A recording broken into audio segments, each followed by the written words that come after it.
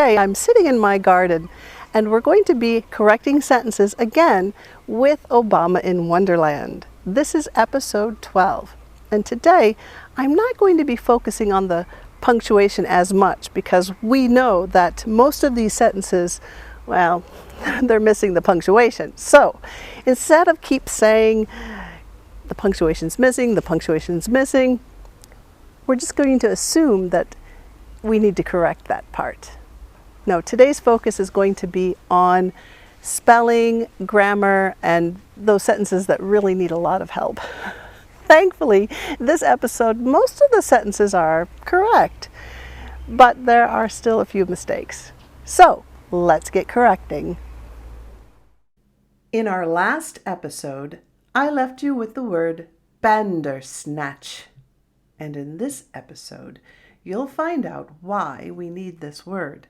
And if you Googled the word, you would have found that it means a fierce, mythical creature immune to bribery and capable of moving very fast. Bandersnatch. The first thing we're going to do is talk to the crazy hare and the Mad Hatter. Here are 3 questions. What time is it? What are you celebrating? And is everyone crazy in Wonderland? All 3 of these questions are written correctly. It is odd that it doesn't use any type of greeting like hi or hello gentlemen as he's been doing. Nope, he takes some butter off the table and then asks, "What are you celebrating?" The Mad Hatter replies with, "We are celebrating my no birthday!" Instead of using all caps in the words no birthday and yelling at Obama, the writer should just use an exclamation point. Because when you write in all caps, it means that you're yelling. Therefore, all you need is the exclamation point. Obama asks, "No birthday?" This isn't a complete sentence, but he's just repeating the words. He's not expressing any meaning here. And the Hatter says, "Yes, it's easier to celebrate the no birthdays than the birthdays, don't you think?" This sentence is punctuated correctly and is grammatically correct as well, even if we don't know what a no birthday is. This sentence is fine.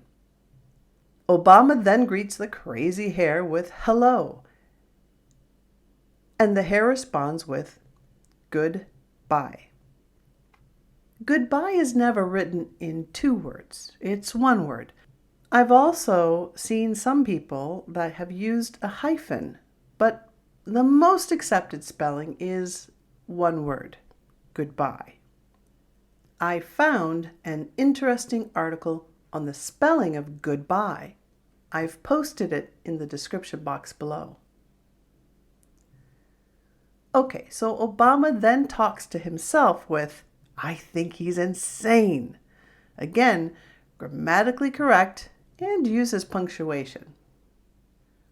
Obama then talks to the Hatter again and asks, "What time is it?" First of all, look what the writer has done here. There shouldn't be an indent here. Be careful when you write sentences. Let's look at the way he says this. What kind of question is that? Fine, that question is correct. Of course it's 6 o'clock, like every day at every time. Do you see the spelling error? Right. Every day is 2 words, not 1. But changing the spelling doesn't correct the sentence. Of course it is. Doesn't answer the question, what time is it? If Obama asked, "Is it 6 o'clock?" Then we could say, "Of course." Of course is like saying yes, and you should be careful when you use the words of course, because sometimes they can mean that you should know the answer. Is this a leaf? Of course it is. You should know it's a leaf. The next part of the sentence is like every day at every time. There is a difference between all the time and every time. All the time or all of the time means constantly. Every time means without exception. The writer hasn't made this very clear. They should use "it's 6 o'clock all the time" or "it's 6 o'clock all of the time," meaning it's constantly 6 o'clock. And to make it even shorter, we can say it's always 6 o'clock, but the crazy hare will say it later. To correct this, it should say it's 6 o'clock like every day, all of the time. Notice the comma here. I put one because you could finish the sentence with either one. It's 6 o'clock like every day. It's 6 o'clock all of the time. The Mad Hatter just explained time in Wonderland, and the crazy hare responds to that. Now listen for the "of course it is," and listen for the silent "idiot" thought. Of course it is. Here in Wonderland, it's always 6 o'clock. The writer could add "in the evening," but remember that we know it's p.m. because the cat told us earlier. And since it was previously mentioned, we don't need to say 6 o'clock in the evening. Then Obama asks 2 questions. Why is that? And how did that happen? Don't ask multiple questions. This is called grilling a person. Don't grill me. Where were you? What were you doing? How did you get there? Who were you with? Obama should only ask one question here. Both of these questions mean the same thing.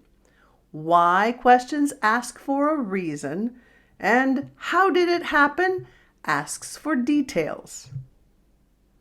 The Hatter says, "You'll see," but it should be "you see" and not "you'll see." You can say "you see" when you're explaining something to someone to encourage them to listen and understand. In this sentence, we are using the word time as a name, so we need to make that a big T, since it's a name, and take away the word the. Now it's correct. How did that happen? You see, time got mad at me because he heard me say that I wanted to kill some time. The phrase "you see" is an introduction phrase, and it needs a comma after it. And we need a comma after "me" as well, because the next part of this sentence is an independent clause. And don't forget the period at the end. Now the Hatter continues, "But I wasn't referring to him. It was just an expression." These sentences are fine, but the writer could say, "It is just an expression," instead of "was." It was just an expression. It's currently an expression. So I wasn't referring to him. It's just an expression. Then he says, "Since then, the time refuses to move, and that's why it's always 6 o'clock." How would you fix this? Remember, time is being used as a name. You remove the word the, capitalize the T in time, and add a comma after move and a period at the end. How did you do? Did you get all of them? Here's the next one. And since we're talking about time, the only way to go see the time master is through this chair I'm sitting on. This is fine too. The comma after time is fine because since we are talking about is an introduction phrase. And the next part of the sentence, we should change the capitalization of time master since it's his title. This time we keep the word the because of the word master, the master. I've posted a fun link below that gives you the proper title capitalization. The last part of this sentence, through this chair I'm sitting on. Obama will go through the chair in a moment, so the word through is fine here. But is it sitting on or sitting in a chair? I found a discussion board about this topic, which I found interesting, and the link is, you know where. This discussion board states, if it's a flat chair, you sit on it. If it's something that covers you from almost 3 sides, you sit in it. So, according to this, the sentence should be written, and since we are talking about time, the only way to go see the time master is through this chair I'm sitting in. Just look at that chair. Keep in mind that if something is on the chair like a coat or a book, I use on. Where's the book? It's on the chair. Where's your coat? It's on the chair. However, I believe a lot of native speakers would say that sitting in a chair is the same as sitting on a chair. Just remember, you can't say sitting in a stool or sitting in a sofa. So I would recommend always using sitting on. Obama then says, interesting, and happy no birthday. Just fix the punctuation and capitalization. Then everything's fine. I capitalized the N and the B since it seems to be a special type of birthday, like a holiday. So, happy no birthday. The Mad Hatter repeats using a question. Happy no birthday to me? This is fine. He's just clarifying what Obama said by asking, to me? And Obama should respond with, yes, you, or yes, to you. The Hatter says, I'm excited, but he should probably say, thank you, and then say, that's the nicest cake I've ever seen, period, at the end. Obama asks, how many cakes have you seen? This is fine. We really don't need the word and here. How many cakes have you seen? Hatter answers, none. Obama says, well, at least this is the first one. These are okay, just add the punctuation at the end. And then Obama asks, why don't you switch seats so you can be closer to your cake? We just need a comma after seats. Hatter replies with, you are right. I'll do that right now. There should be a period after you are right and after now.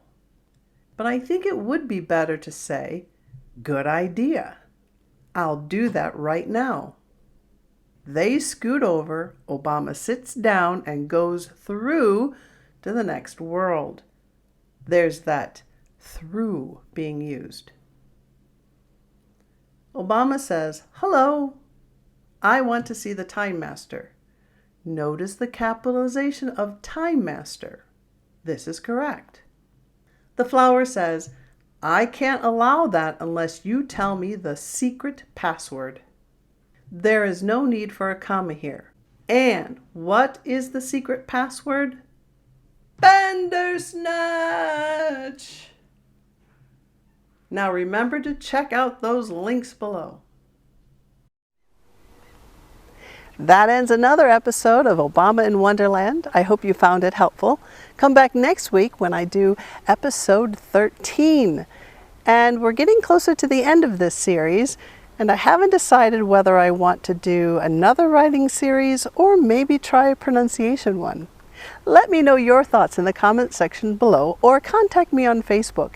I'm Ellie, and I hope to see you next week. Thanks for watching. Bye. Well, I better get back to my gardening. Hello, Mr. Bumblebee.